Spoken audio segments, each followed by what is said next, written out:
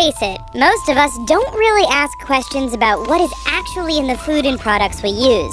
Come to think of it, maybe that's a good thing. You see, when you're a company who has to make products for millions or even billions of customers, sometimes adding strange and unconventional ingredients is a way to cut costs or save time. Ahead, we'll show you some food and clothing items that are made from some rather interesting things. We'll also dispel one massive myth involving a rather popular consumer product. It all might make you second-guess your purchase the next time you're out shopping. Of course, what would a richest video be without a quiz? Stay tuned for our upcoming question, and we'll give you the answer at the end.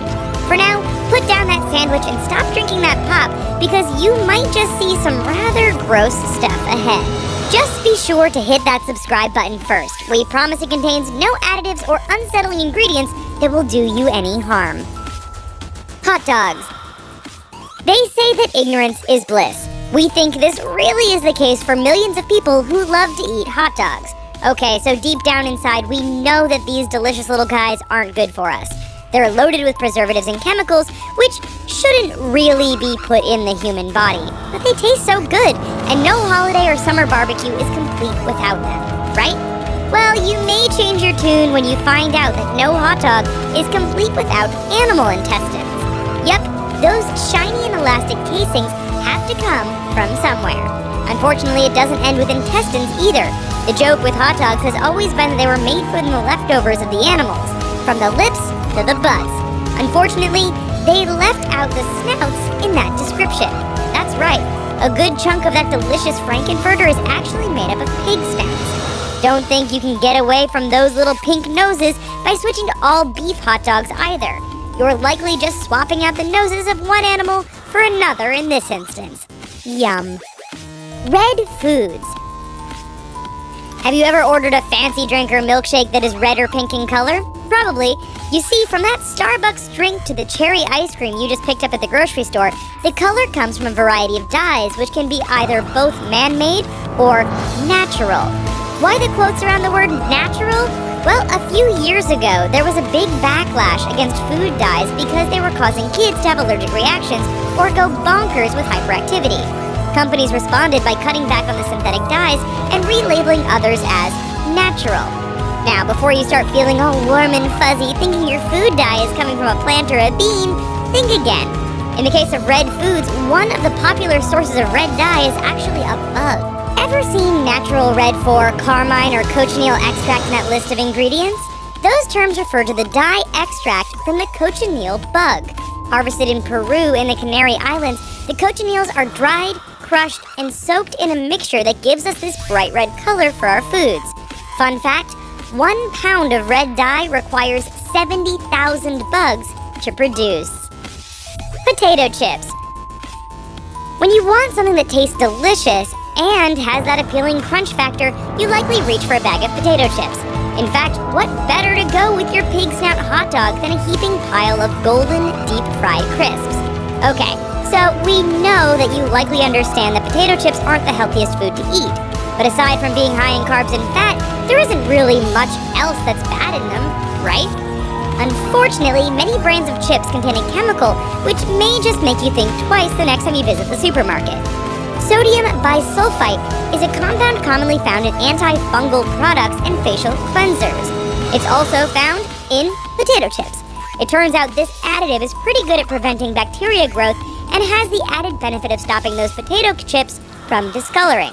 Don't worry though, the FDA says it's safe to eat in very small amounts. That said, it is a bit concerning that they also prohibit its use with meat or any raw vegetables and fruits.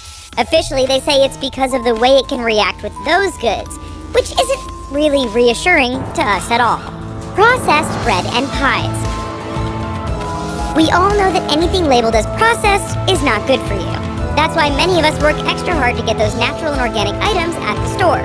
Sometimes, however, we either get the urge to buy that processed item or we simply can't avoid buying it.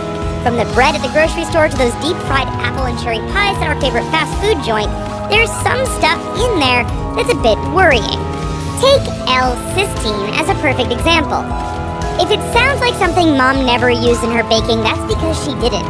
L-cysteine is known as a dough conditioner. Its purpose is to soften commercial dough so machines can better manipulate it into things like cookies, bread, and pies.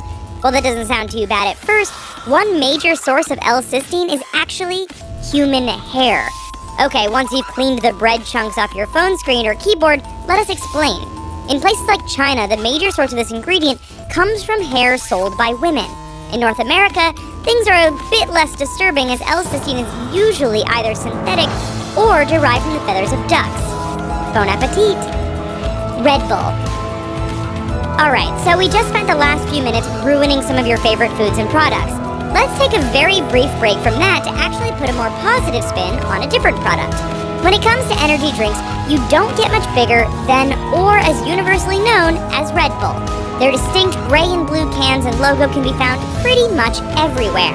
If you followed the news, then you know there were, at one time, major concerns over the amount of caffeine in these drinks. That was later supplemented with a rumor that Red Bull's secret energy-boosting ingredient came from bull semen. Some people saw one of the ingredients was taurine, whose Latin root means bull. They then put this information together with the fact that Red Bull gives you energy and concluded that the drink's source of power came from bull semen. Just don't be too quick to toss the rest of that Red Bull. You see, the taurine in Red Bull is synthetic and not taken from any animal.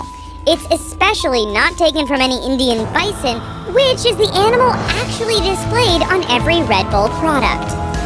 Mac and cheese. It's creamy, delicious, and probably one of the easiest things to make on the planet. If you ever lived on your own or headed off to college, there's a very good chance more than a few boxes of this stuff sustained you through the week. Of course, we're talking about macaroni and cheese. This product, made famous by companies like Kraft, has faced growing criticism over the years, and in large part, that's down to food coloring. Look at the ingredients and you'll likely see tartrazine and sunset yellow as ingredients. You may better know these dyes by the names Yellow 5 and Yellow 6. They're actually derived from coal tar and petroleum, which doesn't sound very tasty at all. In fact, there's been a lot of debate about these two yellow dyes, and several nations around the world have even banned their use in food. Various claims and studies have shown that Yellow 5 and 6 might just be linked to some nasty side effects. These include hypersensitivity, food allergies, and ADHD-like symptoms in children. As an added bonus, these dyes are also carcinogenic, which shouldn't surprise anyone given they come from coal and oil. Ground beef. It's used in everything from hamburger patties to tacos. Where would most of us be without ground beef? You wouldn't have those awesome homemade hamburgers in the summer, and that hamburger helper wouldn't have anything to help. For meat eaters, there's not much better than sinking your teeth into a delicious meal with ground beef. You can really taste beefy goodness, highlighted by the added pink slime. Oh yeah, that's right. It turns out that a lot of manufacturers add a little something special to their ground beef before shipping it out to the consumer. You see, while producing ground beef, there's a lot of leftover fat that still has tiny bits of meat attached. To get this, manufacturers melt down the fat and run it all through a centrifuge. The resulting pink slime is treated with ammonia and then added to the ground beef to, beef things up a bit. When this story broke a few years ago, companies like McDonald's, Wegman, Wendy's, and Safeway stated they no longer use beef with pink slime. As far as the other restaurants and stores go, you'll probably have to ask for yourself to find out. Gummy bears!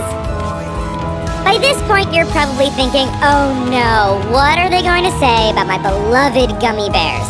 Relax, there are probably no pig snouts in these tasty little guys. We say probably because we really can't be 100% sure. Gummy bears, and indeed many gummy treats, originated in Germany in the 1920s. Since then, a number of other companies across the world have entered the market and make everything from regular bears to the sour variety. They're chewy, colorful, and fun to eat. They're also something many of us associate with our childhood. However, if that package has gelatin as an ingredient, then we can be sure something with a face went into that candy. The gelatin that most gummy manufacturers use relies on the collagen that comes from the skin, bone, and connective tissue found in animals. Since we've already had hot dogs taken from us, we'll just hope there isn't any collagen in snouts. However, if it makes you feel any better, we do know that no bears are involved in the making of this treat. Nearly everything. We weren't really sure how to end this one off, so let's do it with a bang. If you like ice cream, pudding, chewing gum, baked goods, alcoholic beverages, candy, or anything with vanilla or raspberry flavor, then listen up. A close look at the label on most associated products will often include something about natural flavors. You probably think you're home free because anything natural is alright to eat. In this case, natural flavors is code for an additive called castoreum. Want to know where it comes from? Well, those of you with any foreign language expertise will know castor means beaver. In this case, castoreum is a secretion that comes from glands located near the anus of a beaver. In nature, this is used to mark territory. In your supermarket, it's used to flavor food. You can't make this stuff up, but you can apparently get FDA approval to add it to pretty much everything people love to eat. If you're grossed out by this, then the only reliable way to avoid beaver gland juice in your food is to stay away from processed foods and eat things that have real flavoring.